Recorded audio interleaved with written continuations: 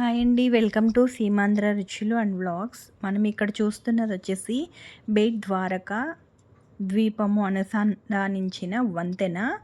దానిని సుదర్శన సేతు అని కూడా పిలుస్తారు. భారతదేశంలోనే చాలా పొడవైనది.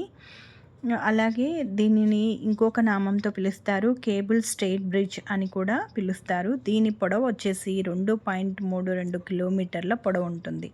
ఈ వంతెన పొడుగుతా పైన అంతా కూడా భగవద్గీత శ్లోకాలు, శ్రీకృష్ణుని రూపాలతో కూడిన అందమైన పిల్లర్లు ఉంటాయి ఇటు అటు. మరియు నడవటానికి కూడా దారి ఉంటుంది.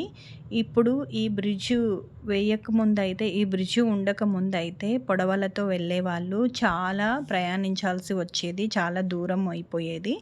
ఇప్పుడు ఈ బ్రిడ్జ్ వేయటం వలన ఇక్కడికి చేరుకోవటానికి చాలా సులువుగా, త్వరగా కూడా చేరుకోవచ్చు. మనము ఇక్కడ ఈ బ్రిడ్జ్ని సందర్శించే వాళ్ళు ఇక్కడ కార్లు ఆపేసుకొని అటు ఇటు కాసేపు చూసి ప్రకృతి సౌందర్యాన్ని, ఆ బ్రిడ్జ్ యొక్క అందాన్ని చూసి చాలామంది చాలా సంతోషపడుతూ ఉంటారటండి.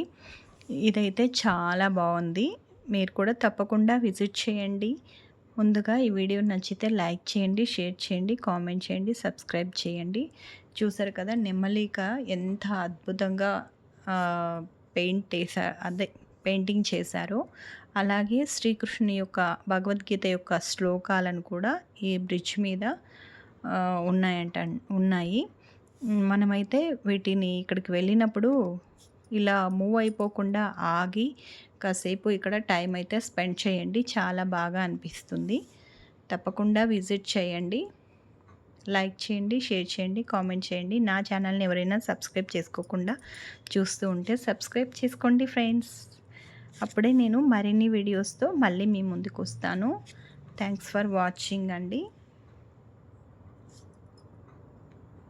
చూసారు కదా ఎంత అందంగా ఉందో, చాలా అందంగా ఉంది.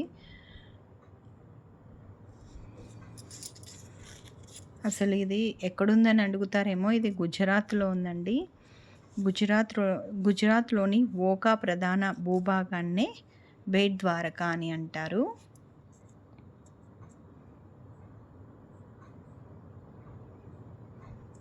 అసలు మాటలే లేవండి, అంత చక్కగా ఉంది ఈ బ్రిడ్జ్ అయితే.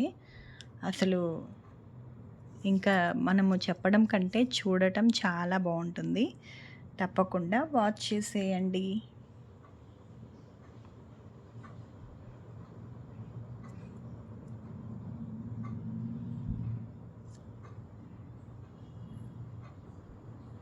థ్యాంక్స్ ఫర్ వాచింగ్ అండి. Bye bye. Please subscribe.